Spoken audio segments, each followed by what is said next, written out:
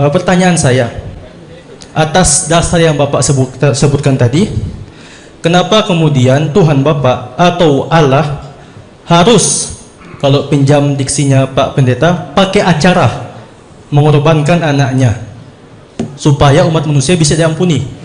Kenapa tidak dengan kemahakuasaannya aja itu langsung mengampuni semuanya tanpa harus mengorbankan anak satu-satunya? Terima kasih.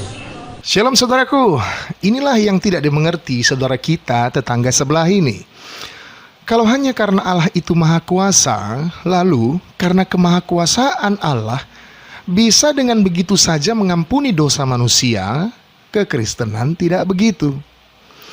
Sebab Allah yang disembah orang-orang Kristen bukanlah Allah yang gabut atau yang sekonyong-konyong. Mengapa saya katakan demikian? Ya, coba Anda bayangkan, Allah yang gabut dan sekonyong-konyong ini, pada mulanya dia menciptakan langit bumi, lalu diciptakannya manusia, lalu berbuat dosalah manusia ini. Selanjutnya, Allah biarkan manusia itu berbuat dosa. Toh juga nanti, karena kemahakuasaannya, semua dosa itu diampuni. Saudaraku, tidakkah ini hanya akan membuat dosa itu bertambah-tambah? Toh juga akan diampuni begitu saja atau sekonyong-konyong. Tidakkah ini namanya manusia itu diciptakan hanya untuk seperti mainan saja? Allah yang seperti ini adalah Allah yang gabut atau kurang kerjaan.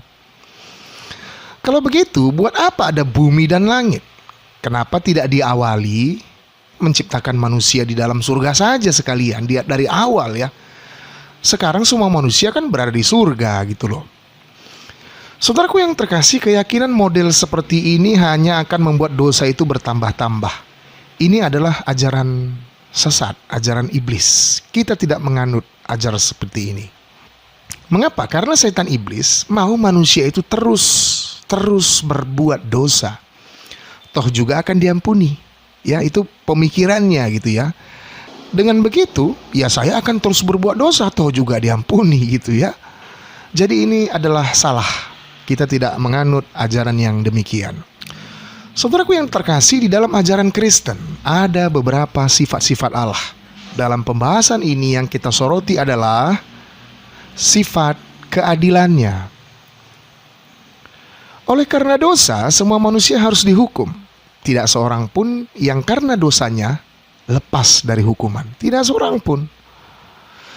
Ini adalah keadilan Allah.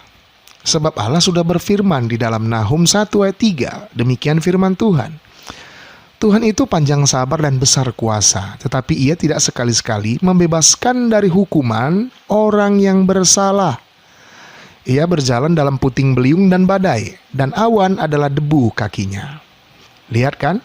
Tuhan tidak sekali-sekali membebaskan orang berdosa dari hukuman. Itu artinya dosa itu harus diselesaikan terlebih dahulu. Dan dosa di hadapan Tuhan sama seperti hutang, harus dibayar. Saudaraku, gambaran tentang penghapusan dosa sebenarnya sudah Tuhan berikan pada saat Perjanjian Lama, ketika bangsa Israel berada di perjalanan menuju tanah Kanaan. Jadi, siapapun yang mau dihapuskan dosanya, dia harus membawa korban yang sulung, tidak bercacat, tidak bernoda. Itu gambarannya. Nah, tetapi yang menjadi masalah di sini adalah Alkitab juga menuliskan bahwasanya semua manusia telah jatuh ke dalam dosa. Itu artinya tidak ada satupun manusia yang bisa menjadi model untuk dijadikan korban penebusan dosa. Mengapa? Karena gambaran tadi tentang penghapusan dosa dengan membawa korban hewan, ternyata korban hewan tidak sempurna untuk menghapus dosa manusia secara sempurna. Jadi karena yang mau dihapus dosanya adalah manusia, maka korban itu harus manusia. Dan juga manusia itu harus tidak berdosa. Kalau begitu, kita tidak menemukan satu manusia pun yang cocok dijadikan model untuk penebusan dosa itu. Karena semua manusia telah berbuat dosa dan telah kehilangan kemuliaan Allah.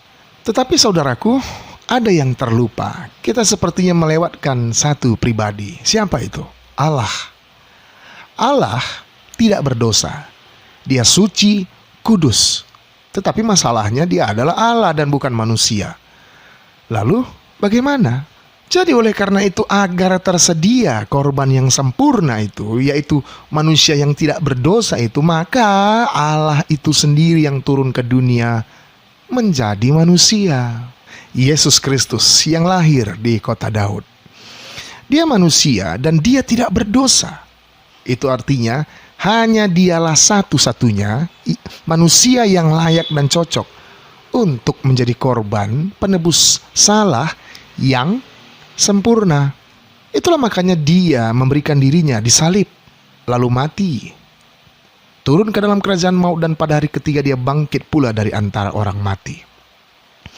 Itu artinya dia telah menerima hukuman atau murka Allah yang harusnya diterima semua manusia yang berdosa. Dengan begitu, Allah tidak kompromi terhadap keadilan yang sudah ditetapkannya. Karena Yesus Kristus telah memberikan nyawanya untuk menebus dosa, maka keadilan Allah tetap berjalan. Allah tidak kompromi dengan keadilannya. Siapa yang berdosa harus membayar dosa itu. Nah, kalau begitu saudaraku yang terkasih, janganlah engkau menipu diri sendiri lagi. Saya orang berdosa, engkau pun orang berdosa. Kita butuh juru selamat. Mari saudaraku, lembutkanlah hatimu, kenalah Yesus Kristus, dan terimalah Dia menjadi Tuhan dan Juru Selamatmu secara pribadi, maka dosamu akan diampuni. Terima kasih dan Tuhan Yesus memberkati.